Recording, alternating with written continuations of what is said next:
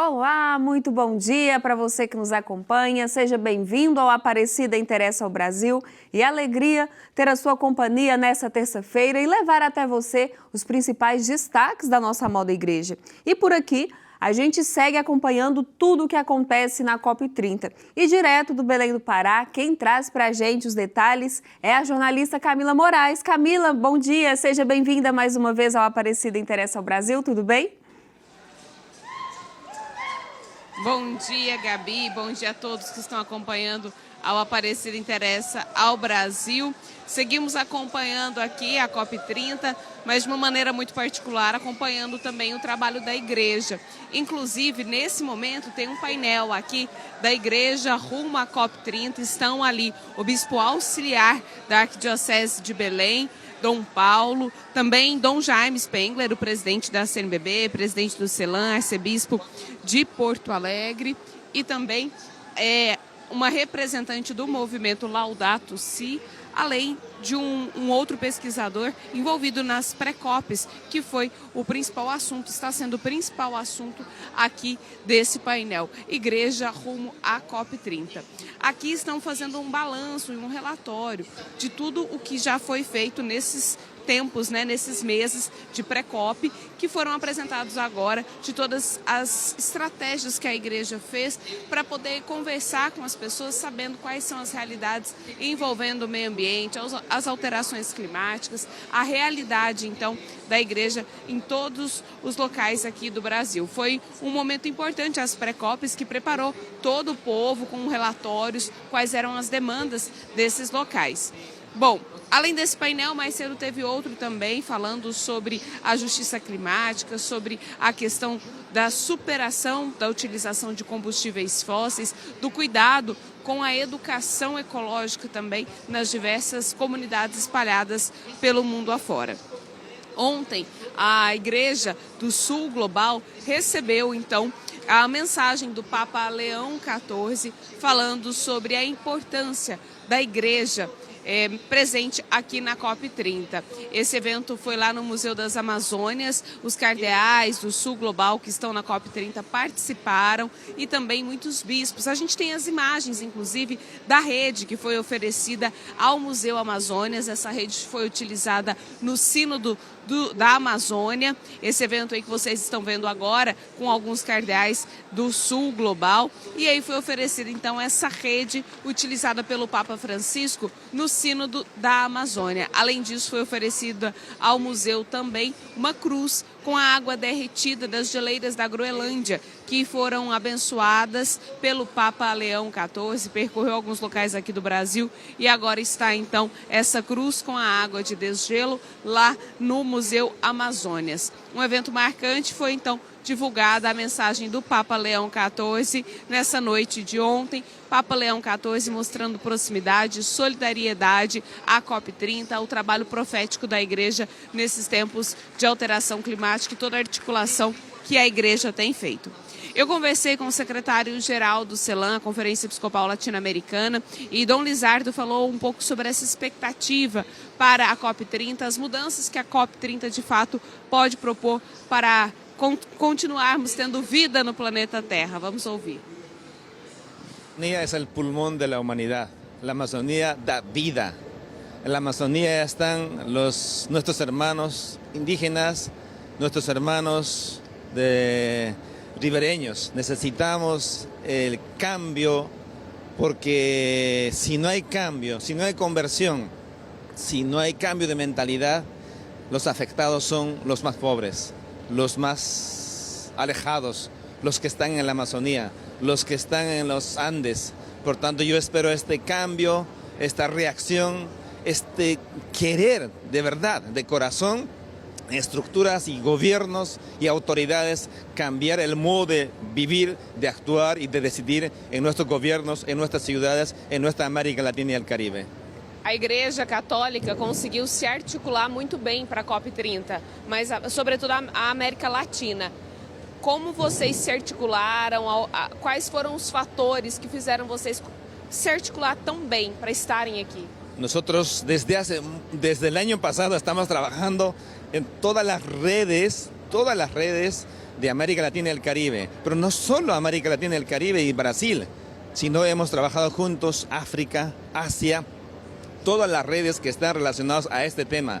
Por tanto, no vamos cada uno por su lado, vamos como una familia de creyentes, incluso con los no católicos, trabajando juntos por este tema. Por tanto, queremos seguir trabajando post COP30, seguir haciendo incidencia en los gobiernos, en las sociedades, en todos los ámbitos. Nuestra voz es profética, seguir denunciando, pero también anunciando, por supuesto, la palabra de Dios, el Evangelio, el reino de Dios.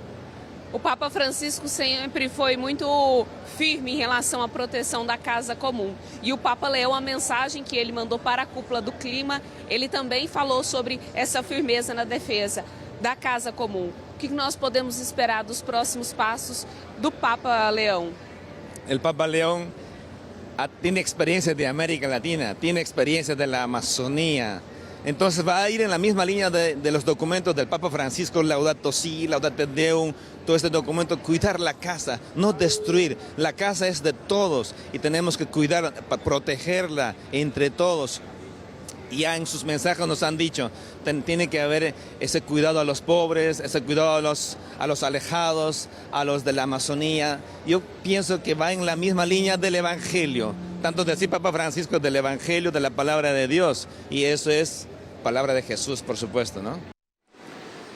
O que a igreja tem falado muito nesses dias e cobrado muito é um compromisso com a justiça climática por parte do poder público, de chefes de Estado. Essa é a principal cobrança da igreja, uma justiça ecológica e que o financiamento para adaptações climáticas também seja justo. Esse é o principal ponto em relação à Igreja Católica. Nesse relatório que está sendo apresentado agora aqui nesse painel na Green Zone, os bispos que estão aqui apresentaram também os apelos que foram colhidos pelo período de pré-COPs espalhados pelo Brasil afora, e um desses apelos também à sociedade civil que se adapte de fato à utilização de energia limpa, que supere a utilização de combustíveis fósseis. Gabi, eu fico por aqui, amanhã estou de volta no Aparecida Interessa ao Brasil, e lembrando que ao longo da nossa programação a cobertura completa da COP30.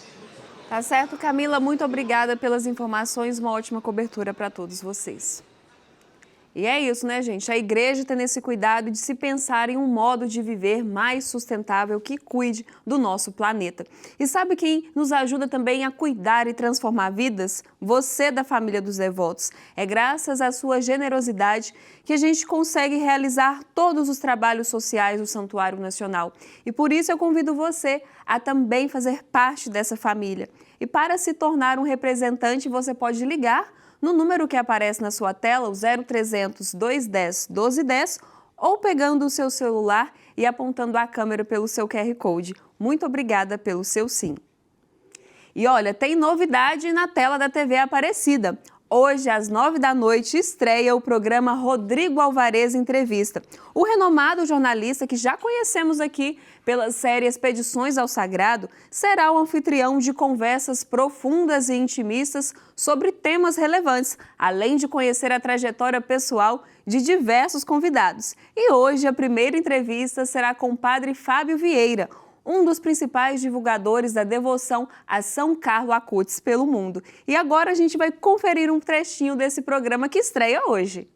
Prepare-se para uma grande novidade na nossa programação. Vem aí um programa de entrevistas diferente, moderno e intimista, repleto de histórias. A santidade para o meu convidado é algo que pode ser vivido rotineiramente. Hoje, 9 da noite, estreia Rodrigo Alvarez Entrevista. Carlo era um menino puro, foi o que o senhor disse agora. O que é a pureza no século XXI? Na TV Aparecida. Então fica aí o convite para você que está nos assistindo. E olha só, de 14 a 16 de novembro, Guarapuava acolheu o seminário da Campanha da Fraternidade de 2026, promovido pela CNBB Regional Sul 1, e eles compartilharam com a gente o que foi discutido neste encontro. Com o tema Fraternidade e Moradia e o lema Ele Veio Morar Entre Nós, o encontro reuniu articuladores regionais e diocesanos de todo o Paraná em 3 dias de estudo, oração e profunda experiência fraterna. Nós vimos primeiro a parte do ver, sobre a questão da moradia, e a parte da manhã, hoje, nós trabalhamos o iluminar, o julgar, e sobretudo a partir da palavra de Deus, da Bíblia. E na Bíblia nós vimos que o próprio Deus quer morar conosco. Desde o Antigo Testamento, Deus quer morar junto com o seu povo, habitar, ser uma presença de Deus no meio do seu povo. É interessante sempre partir do pressuposto do ver, julgar e agir. É sempre interessante olhar o solo sagrado da realidade onde a gente pisa, fazer a leitura. A igreja nos convida sempre a olhar a nossa realidade, o chão onde nós pisamos. Às vezes, como a gente costuma dizer, não é um país das maravilhas, mas a gente percebe as dificuldades. E é interessante, a nossa missão como cristãos e cristãs, filhos e filhas de Deus também, hermanados pela campanha da fraternidade, olhar esse grande problema social que é a moradia no nosso país. E só uma pequena correção, esse encontro foi promovido pelo Regional Sul 2 da CNBB. E eu convido você também a participar do programa enviando o destaque aí da sua paróquia. Então anote esse e-mail e participe com a gente. E chegou a hora do quadro Giro Redentorista.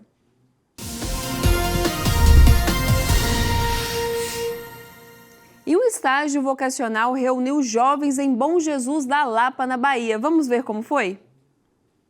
O caminho da vocação sacerdotal e religiosa pode se iniciar das mais diversas formas, em diferentes idades e momentos da vida.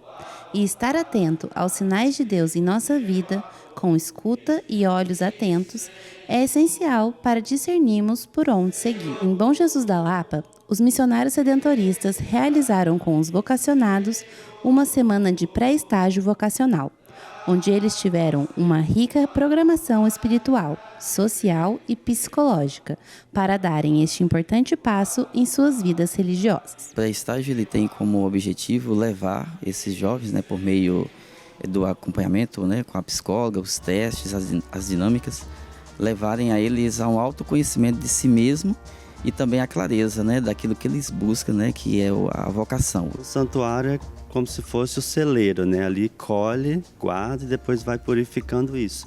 E no Regional Bahia, tem essa grandeza, essa importância do Santuário do Bom Jesus, que há tantos anos, atrai esses jovens. Importante ressaltar também que é a primeira vez que o pré-estágio é feito aqui no Regional Bahia. Antes era feito em Belo Horizonte ou em Aparecida. Então, nós temos um número esse ano considerável, de 14 jovens. O ano passado tínhamos apenas 5, então a gente já cresceu bastante no trabalho da pastoral. O silêncio da oração é a melhor forma que um jovem pode dialogar com Deus, um lugar de acolhimento e alimento da alma. O pré-estágio ele tem me proporcionado essa experiência única, um momento onde eu consigo ouvir o meu eu e entender um pouco mais sobre esse chamado, sobre a minha vocação. A vocação é um dom de Deus, um chamado de Deus, e aqui estou junto com esses nesse pré-estágio para responder esse sim com generosidade ao coração de Deus, que com tanto amor convida, chama cada um e faz de nós esses discípulos, discípulos do Redentor, para levar ao mundo a copiosa redenção, anunciar que Jesus é o Senhor e com a nossa vocação fazer dela esse instrumento de Deus no mundo. O cuidado com a saúde mental dos jovens é imprescindível neste momento e o intuito é proporcionar uma reflexão sobre as dificuldades encontradas no processo de tomada de decisão e como o autoconhecimento os ajuda a ter mais capacidade de discernimento frente a possíveis mudanças da vida. Então nós começamos desde agora nesse processo, de acompanhamento no pré-estágio, para conhecer e receber essa demanda desse jovem e ajudá-lo nesse cuidado, ajudar com que ele fale, expresse a sua dor, a sua ferida e junto ele possa ter assim também um caminho, uma saída. A vocação é entrega. Entrega a Deus, à comunidade e ao serviço àqueles que mais precisam, em cada passo do caminho. Que o bom Jesus fortaleça o chamado de cada coração disposto a seguir pelo caminho da santidade.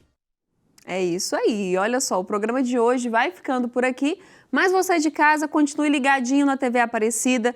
Logo em seguida você acompanha a Santa Missa direto do Santuário Nacional e depois também tem Devotos Mirim Show para você assistir com a criançada. Um abraço e até amanhã, se Deus quiser, com as bênçãos da Mãe Aparecida.